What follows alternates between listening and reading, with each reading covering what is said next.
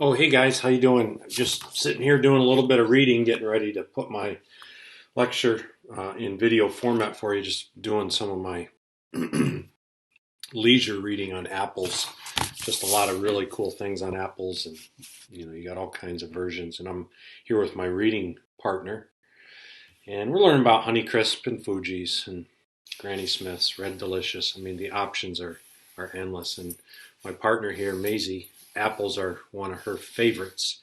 So we thought that we would just do a little reading before I had to dive into this. So with that, just as a quick reminder, I will get this posted tonight, given that we're not going to be able to be in class here tomorrow, and we'll try to handle chapter 6 in this way. So what I'll do is I'm going to start. I wanted you to see me physically, so you didn't think someone was impersonating me giving this lecture. So indeed it's me. So I think I can do that. And we'll, I believe, just be able to start our slideshow and get rolling. Actually, I think I'm going to just eliminate this whole piece and then kind of start down through what we're working on here in chapter 6. And I think, here we go. So just a couple of quick things, and then I'm going to go through the first half of this fairly quickly, as we covered most of it in class on Monday. And then we'll take a little bit more time on the second half as we finish out chapter 6. And as you can see, segmentation, targeting, and positioning as we think through marketing through sports or in sports, as we've talked about all semester. It's really two big pieces to why we're doing what we're doing. One being within the sport world itself, and using marketing and sales of sport products, sport consumption, and so forth. And then the second side of things is being able to utilize sport to grow and market your business interests. So the example that I often use for that is the Super Bowl and how businesses are utilizing that platform, probably one of the biggest platforms of the year in sport, to be able to promote, sell, market their business interests as well. So with that, that's just a reminder, and then jumping into this very important slide, and I think we've mentioned this probably more times than you care to talk about, but you've got ultimately this overall framework of strategic sport marketing and figuring out the internal contingencies off to the right over here and the external contingencies to the left, and how those play into ultimately your game plan or your marketing strategy. And we've talked through those on those sides, and making sure that what we're talking about is a good fit, and then heading into kind of the planning stage of understanding first your consumer. And we talked about three big pieces to that, being the fan, the participant, and then business slash corporate interests, things like sponsorships and so forth, all tying into that. And then understanding market research, how to do some market research. We spent some time on the SMA website that's accessible through the Miller Library, and I think a good tool just to be able to better understand markets and consumers of sport as a good launching spot for market research. Then the two chapters 4 and 5, consumers as participants, consumers as spectators, and now that moves us here into chapter 6. And now we're going to talk about kind of some nuts and bolts just in the marketing, the whole notion of marketing, and sport being a unique dynamic with marketing, different than traditional products. Like if I want to buy hairspray, I'm going to take a look at the different options and so forth. But hairspray is hairspray. And outside of the changing economy, there's not a whole lot of variables relative to that, other than understanding the market, my segments, my competition, internal, external, those types of things. But sport, unique in the sense that it can be, as we've talked about, a moving target.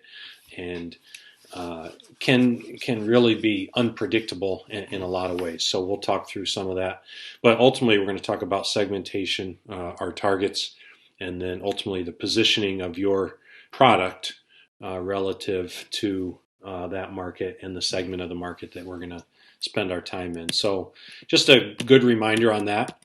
And then these are the three big terms just kind of mentioned, and just to make sure that we all are on the same uh, page, if you will, relative to when we say segmentation, we're specifically talking about identifying groups of consumers based upon their needs and their common needs that they have. And one of the ones we looked at was automobiles. We talked about running shoes, or I should say sports shoes, and the different groups of those that ultimately fall into segments. And that is really an important thing to remember, that it's a little bit easier to be effective, efficient, if you kind of pare down your target, or excuse me, you pare down your market and understanding the group that you're trying to target and so forth. So rather than this big, we're going to talk about every shoe on the planet, we're going to talk about specifically sports shoes and maybe 5 groups within that market to better target for our business interests or our sport interests as well. So you've got the segments, and then that moves us well. And once you've got that segmented out, or segmentation, you're going to target a particular spectrum within that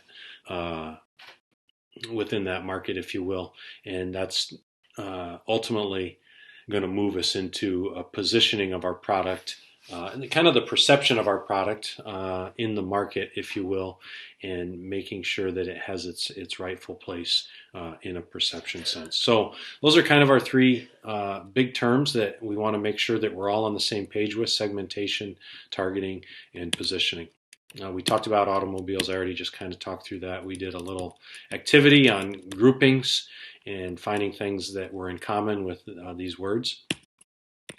And then ultimately, even as I mentioned, sports fans are a little bit unique. They're not alike. And just like in any venture in life, you have to really try to take the time to understand who your market really is, your consumers really are, because their needs are first and foremost above all else. And then kind of taking it from there, you want to be efficient as best you can to break a large market into smaller groups, and then understanding the needs that each of those have and preferences, and then really I'm going to use this word a lot, but targeting that particular segment for the benefit of you, your business ventures, and so forth. So that being said, and we talked about sports shoes and kind of 5 specific segments within that market. We did not watch this video, and I'm not going to take the time to record this video. This PowerPoint is or will be uploaded to Moodle, and I would encourage you to watch this. This is kind of an interesting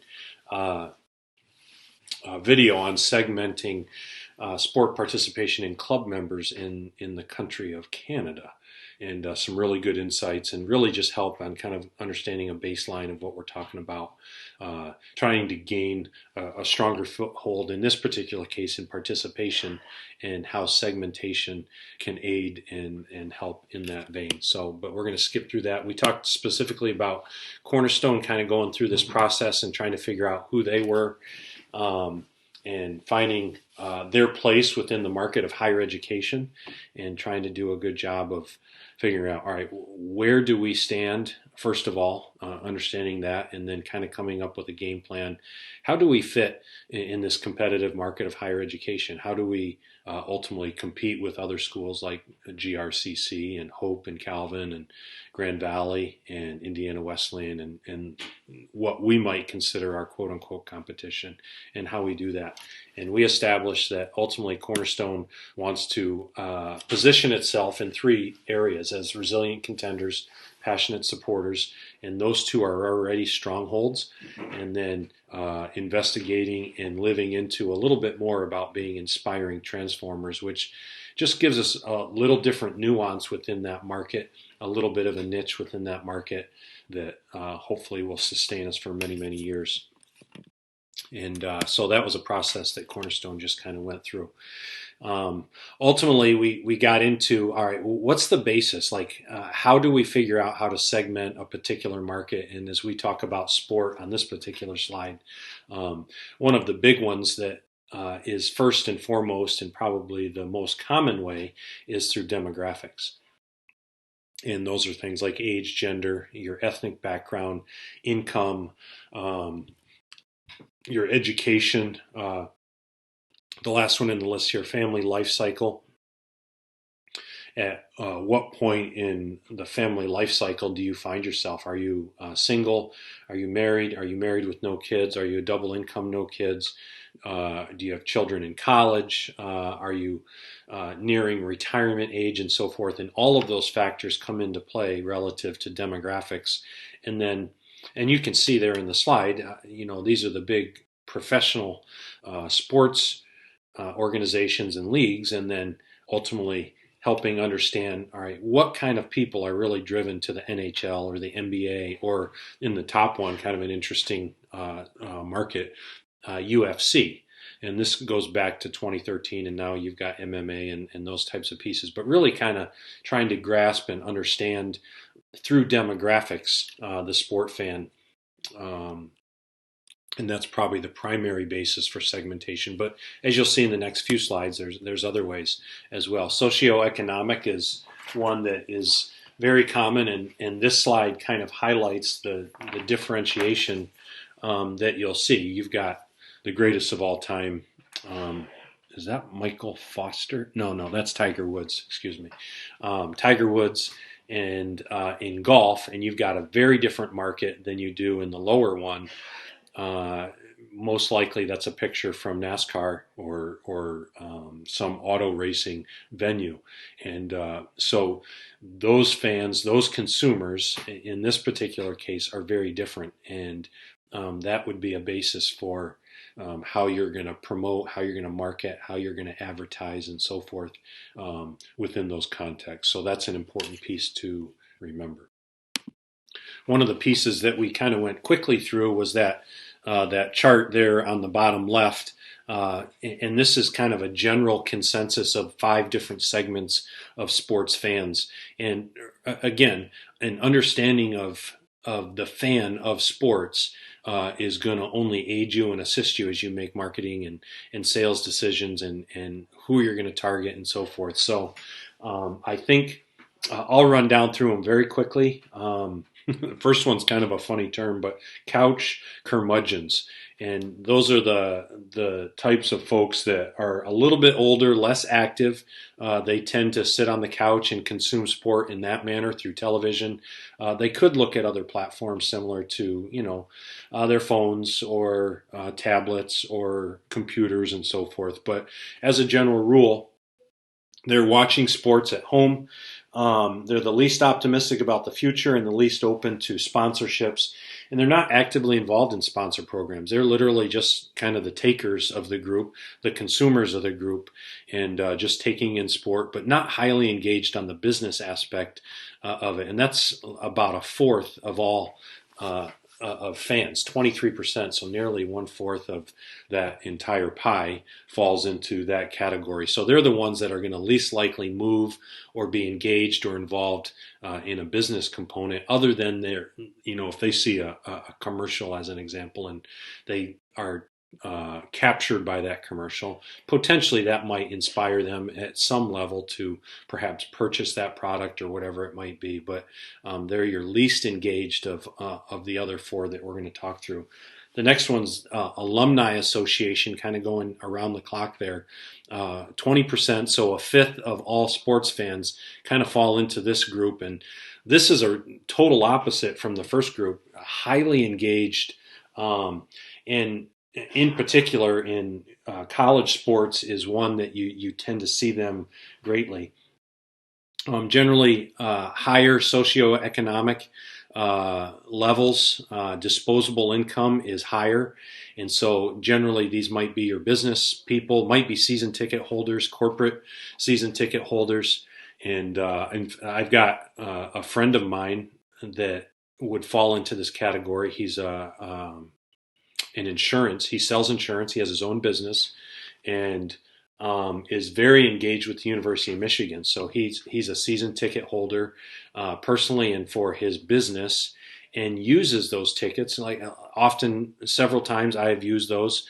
He has hockey, he has football, he has basketball, and uses those tickets in a way relative to his business with clients, entertaining clients, or as gifts or bonuses to, just ways to encourage current customers and so forth.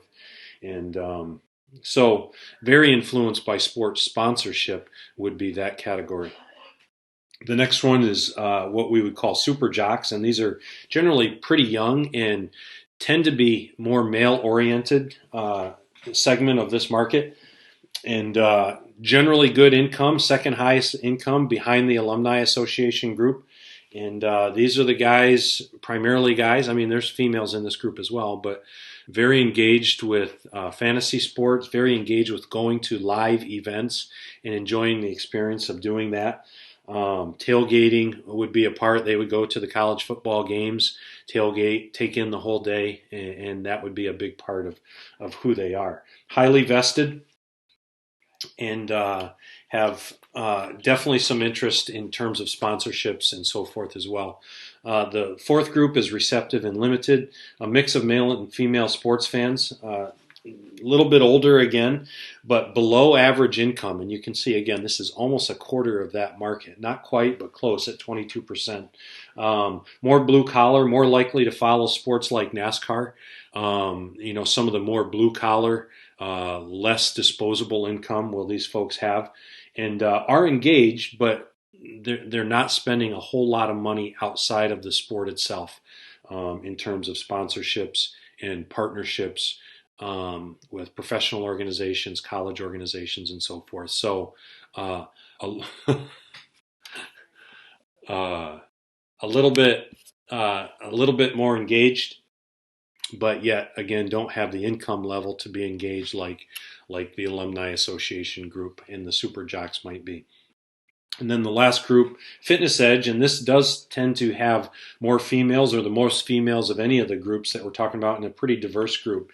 Young, very active, average income level, because they're younger, generally they're not at a spot in life where they have highly disposable income, but they're highly engaged, very keyed in, very engaged with sport, and particularly pro sports. They love Olympics. As an example, very active social media, and have a positive view of sponsorships, but they tend to be a little bit selective because again they don't have high levels of disposable income to be able to spend. But at some point, that group is going to move into kind of the Alumni Association Super Jock group. So all that being said, that information, and I think it's in the notes as well, but just a good piece of understanding about, broadly speaking, the segment of sports fans, and you could probably find multiple other renditions or options or whatever, but that was one that I found that I feel really well represented what was going on and what's happening in sport, generally speaking. So moving on from there, the two big, here we go. Let's see if we can get this thing going again. There we go. The first big one was demographic. Second was socioeconomic, which again is finances and the ability, disposable income, and so forth. Those are kind of the two big ones.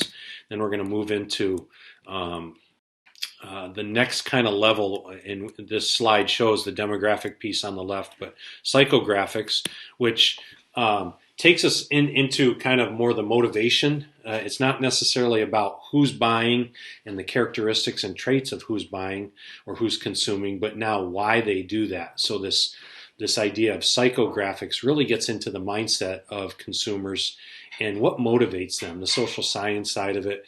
What are their interests? What are their activities? What are they passionate about? What are their opinions relative to politics, business, economics, education, all of those types of things. So it's going to do a deep dive into this, what they would say AIO, this activities, interests, and opinion scale, and trying to understand a little bit about their feelings in all of these areas within this chart. And that gives you a decent insight or understanding of this segment of a market or a way to segment the market and so forth. And so psychographics is a really critical piece as probably a number 3 kind of in the pecking order. And then a couple of others, we just kind of hit psychographic, talked about that. Geographic segmentation, we talked about this one. Easiest, best way to think about this one is, we live in Michigan, so Detroit is a big sports town, if you will, with you've got the Lions and you have the Tigers and then the Red Wings and WNBA. Oof, can't think of the Detroit. Ooh, bad on my part. Yes, the Detroit Shock. Forgive me. I did have to look it up, so with apologies. But the point being is that it's a big sport town, and geographics, that idea that it's Detroit and kind of Detroit versus the world, and our professional sports teams are going to bring the city back from where it was. And so that being said, we're all kind of sticking together for the home team. And even though we're not winning, we're still going to stick together because we have this kind of common thread of living in Michigan or living in Detroit or the greater Detroit area, and we're all going to kind of stick with our team. With the whole notion of globalization, this one probably is not as critical, but you will see in markets very strong ties to local teams geographically. So that's an important one as we go through it. And then let's see here. There we go. And then behavioral segmentation, which again is kind of like similar to a psychographic. Now we're going to kind of evaluate and think about, all right, we have these fans and there's dynamics within that. How much are they consuming or purchasing sport? How often are they purchasing sport, and how loyal are they? Is this something year after year that is happening, or am I getting a lot of turnover and so forth? So you kind of evaluate markets based upon their behaviors and their purchasing behaviors and how often and so forth. So an important piece to that puzzle as well. And then just a couple others here. Benefit segmentation. And again, this goes back to meeting the needs of the customers. I think we said this right out of the gate. If you're in any venture, any business, any organization, you really need to have your finger on the pulse of your customers and what's important to them, what they need. And as you think about, as an example, Nike, their 2 big pieces are innovation and inspiration. And so any of their marketing, any of their advertising, you're going to see some level of either of these or both of them in their advertisements. And I think that's an important piece. What's the benefits? Like, so if I'm buying a Nike shoe or a Nike shirt or some kind of technical gear, is it allowing me in sport to be innovative? Is it inspiring me in some tangible way to engage with sport? So that's an important piece. And then kind of the last one, and this one's really an interesting one. It's a combination of geographics and demographics. So, 2 very objective kind of notions, geographic being where you are location-wise, and then demographics, as we've talked about, age and income and education and those types of things. So putting this together, they come up with this term called geo-lifestyle. People living together or close to each other who share some of the same lifestyles and some of the same demographics. And so they use things like zip code to be able to segment that market, and a very specific and useful tool. One of the pieces that we pulled out of this is they have what they call or consider clusters, and there are companies that help analyze and work with data to be able to spit out this information as you think through your strategic marketing plan. There's 4 of them here. They're kind of interesting. I'm not going to read through all of them, but you can see, again, this is a way to group people, to group consumers, to group markets, and to better help you understand how to reach these people. And it's just kind of an interesting piece as they combine kind of 2 pieces into one, and using analytics, using data, using research to better understand the consumer. So kind of an interesting piece. Moving on, Maybe. There we go to our next slide. We talked about CRMs, and these are a great tool. When you think of CRM, think software, think computers, think databases, and it's a way to help us better manage our customers, to better manage our market, understanding our market, and figuring out some of the questions that we have, because ultimately it's going to use data to drive decisions and internal controls and understanding, particularly for salespeople, because this information is the most relevant to people in sales. And again, whether you're in business sales or you're in sports sales, uh, customer relationship management software is really a critical piece to helping you not only identify your market, but reach your market and target your market and be able to do it effectively and efficiently. And because ultimately you want to work smarter, you don't want to just like pound out crazy amounts of hours. You ultimately want to be smart and efficient with the way that you're approaching the marketing puzzle.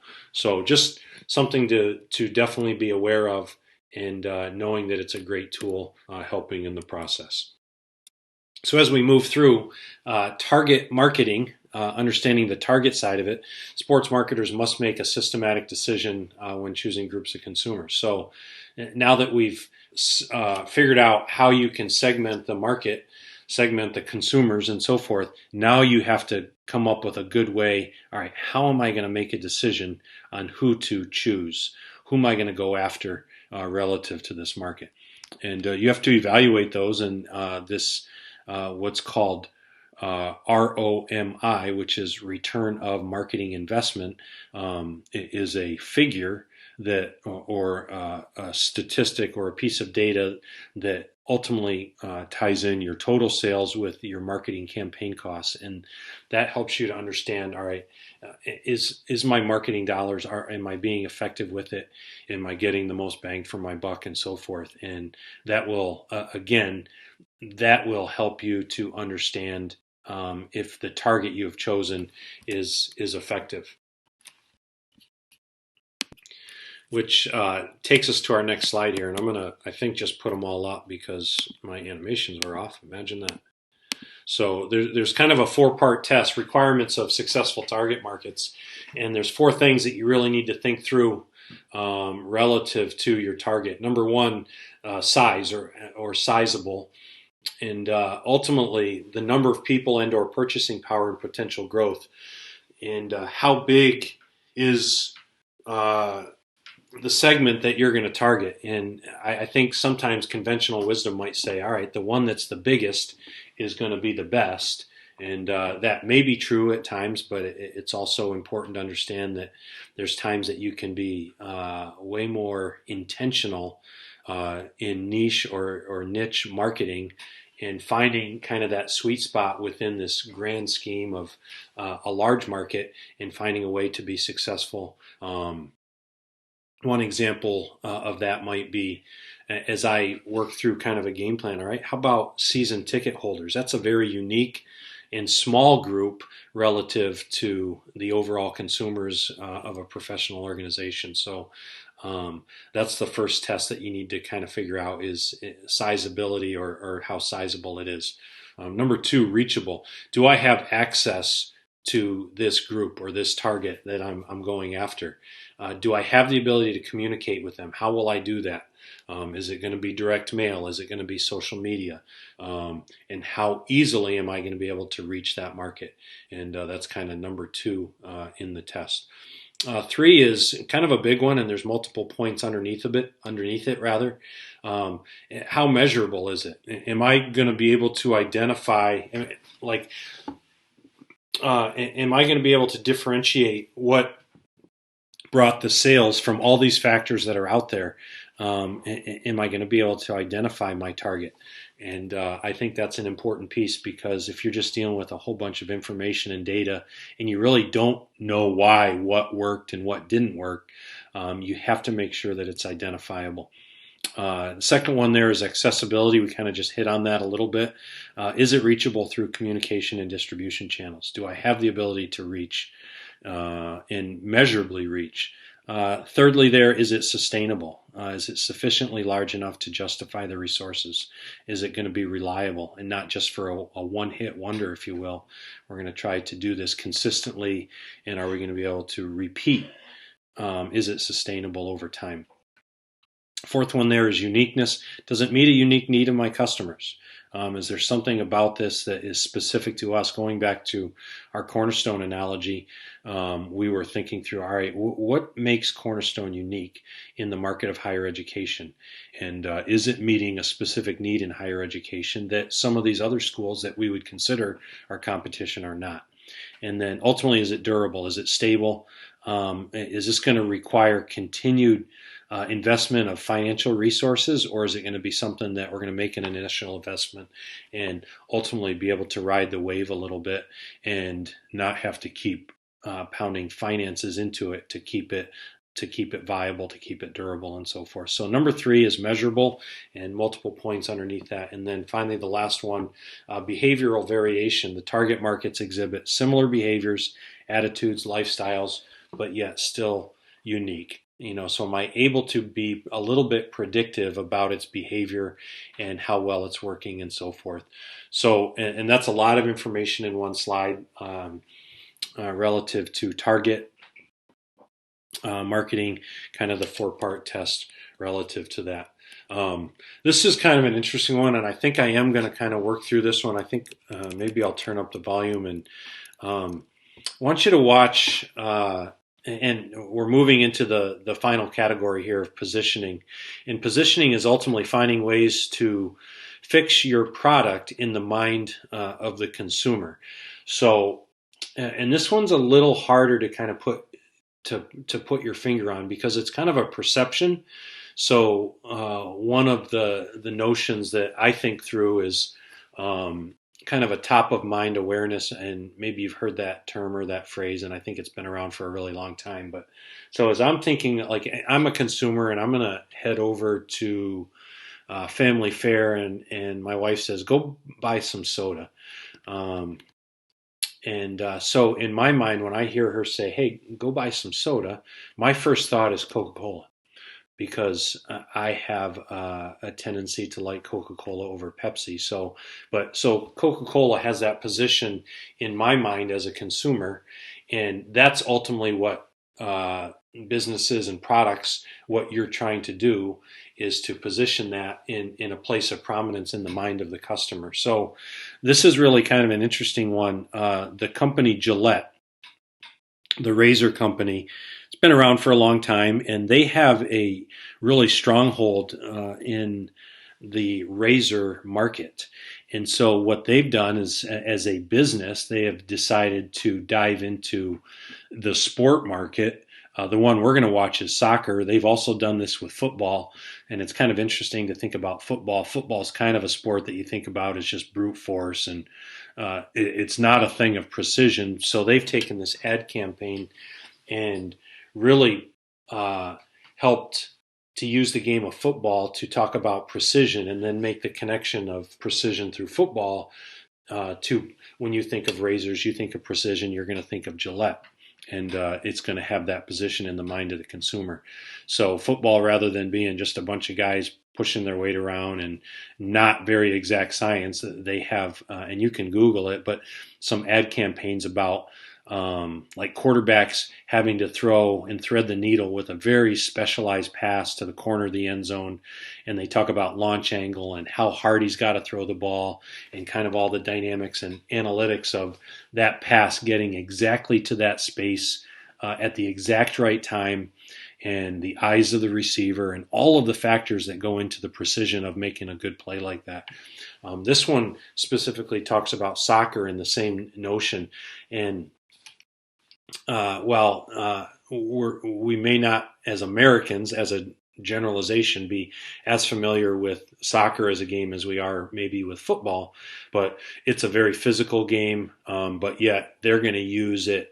And you can see through this short video just kind of talking about the precision of soccer, and then trying to tie it back to Gillette as a brand in a positioning sense. So let's just watch it here real quick.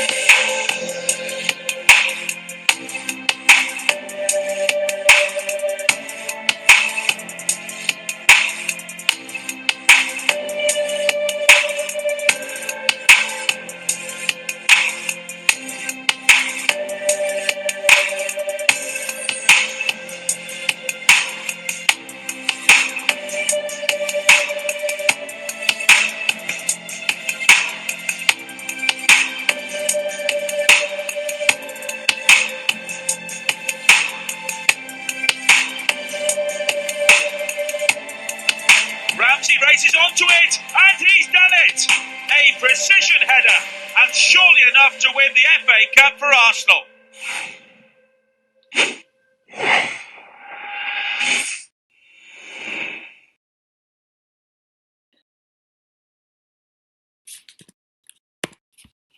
So, interestingly, what they've tried to do, and I think been really effective with, as you watch through that video, you see a lot of really specific distances and times and angles and all of those things, really driving home the notion that soccer is a game of really specific precision. And then, of course, they had the great soundbite of the announcer at the end using the word precision and leading them to the championship and winning, and ultimately then bringing in the product and saying, helping us understand that Gillette, as a shaving device, as a razor, is a very precise product driven by precision as well. So making those connections in our minds. So when we hear that word precision, perhaps it draws our mind specifically to Gillette and using that connection to position it. And I think really effectively, kind of an interesting thing. So there's really three considerations as you think of positioning. You got to know or understand your target market. Without that, you really don't have the ability to position because you don't know what you're trying to do. So you've got to understand your target, and then ultimately you're going to try to position your product into the perception of your consumer relative to that. And then secondly, positioning is about perception. I've kind of used that word several times, but how the target thinks and feels about it. And sometimes we think of, well, it's my position, like maybe that's a spot on the shelf in the grocery store. That is not positioning. It has nothing to do with physical placement. It's more a perception in the mind's eye of the consumer is what you're trying to do. And then thirdly, positioning reflects a product or person's importance in relation to all sport markets. So contextually, you're trying to give it its rightful place in the grand scheme of all sport markets, or in this particular case, in the grand scheme of your target. So if you're a male or even a female, because there's certainly Gillette is targeting females in a very different way. But as you think about, hey, I've got to go buy some new razors. And if you're a soccer fan, certainly they're hoping that positioning with their product, as you watch soccer and so forth, is going to hopefully motivate you to go out and buy a Gillette razor. So a really important notion as we close out the chapter here. Last piece of all of this is a concept called perceptual mapping.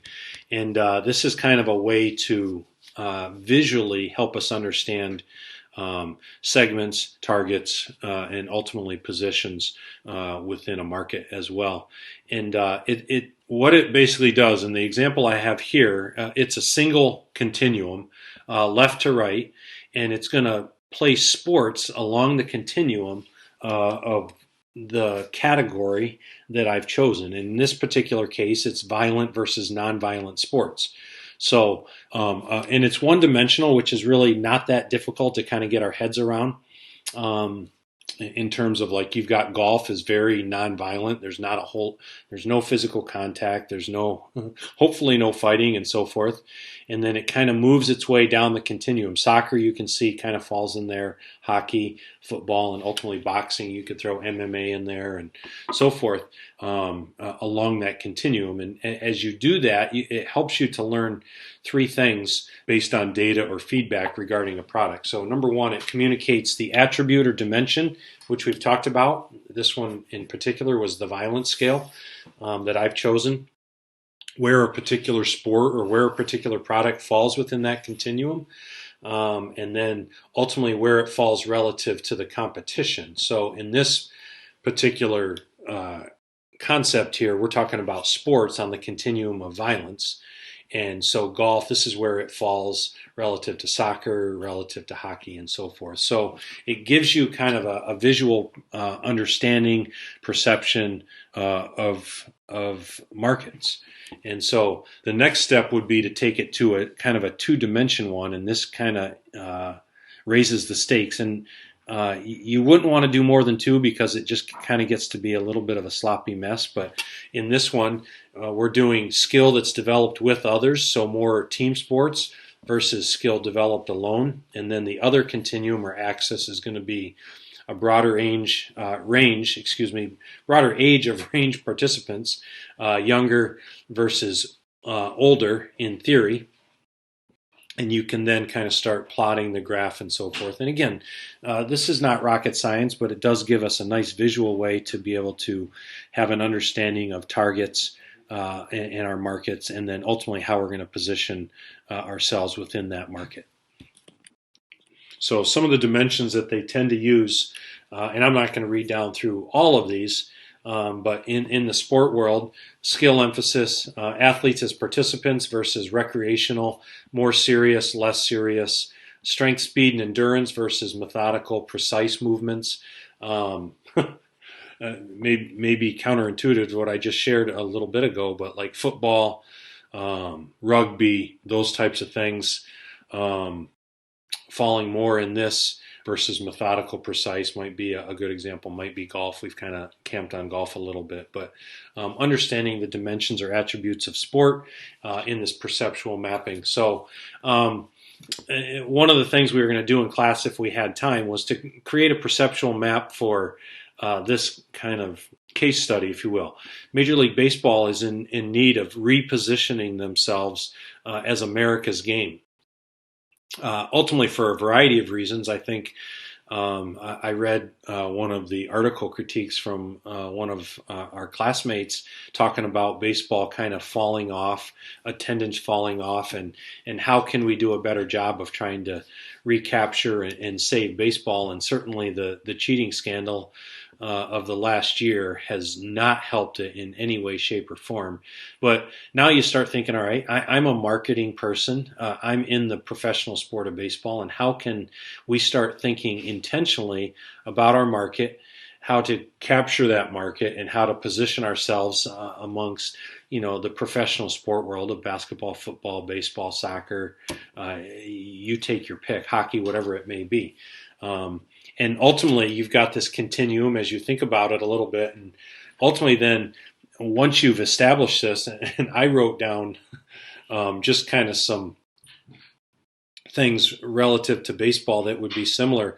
Cycling has gone through this a little bit with doping scandals, Lance Armstrong in most recent years and so forth. And that was a few years back, but still was a real problem for the cycling world. Baseball we covered. NFL football, concussions. That has been a big detriment to the sport in terms of participation. I don't think the trickle down has reached the fan base as much at this point because NFL is still very strong in the marketplace. College football, the Penn State piece, as an example, was one that they had a really monumental task, and I think to the surprise, and I know I'm a Penn State guy, but to the surprise of most people, how quickly they bounced back from really deep six. We are dead in the water because of the Jerry Sandusky and Paterno scandal, and that was a big one. You think about the gymnastics world with Larry Nassar, obviously a big hit and a big issue, even to Michigan State. It has been a fascinating thing to kind of watch over the last several years and the impact of that. But you can think about whatever you want relative to that. I decided, hey, let's just take a look at Major League Baseball and say, all right, so think about 3 ways, perhaps products or initiatives that you might use to help reposition Major League Baseball. Ultimately, the goal is positioning it in the marketplace, and how might we do that? So is there particular products that you might use? Would there be an initiative like the NBA, as an example, I think to garnish goodwill in their fan base, does the NBA Cares? Or a lot of times you'll see these human interest stories about visiting people in the hospital or making big donations to causes, or when there's a big like a climate event, something like a tornado that recently went through Tennessee, or so a lot of times professional organizations will try to partner with Red Cross or partner with local organizations to show that they're trying to make a difference within the communities that need them or that they live in, and so forth. Detroit's a good example.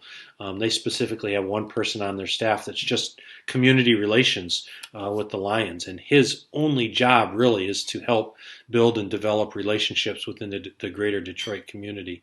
So as you think about positioning targets and ultimately segments for baseball, how can we do a better job of helping baseball move back in the right direction, perhaps? And I don't want to give the impression that it's in deep, deep trouble, but right now there's definitely some pretty strong feelings relative to the cheating scandal, and I just think general decline with baseball attendance um, within our country and society and so forth. And why is that? You ask the questions about maybe it's the speed of the game, the pace, the length of games, what might be factors, and then ultimately how do we partner with a product? How do we partner with a business that may help reposition that and change the notion that maybe not notion, but just to change the perception on baseball and to make it exciting and make it fun and fan experience. And so, like as you go to the Whitecaps, for example, you're going to see a ton of activities, a ton of games, family-friendly things, things that are fun for fans to watch that are outside of baseball.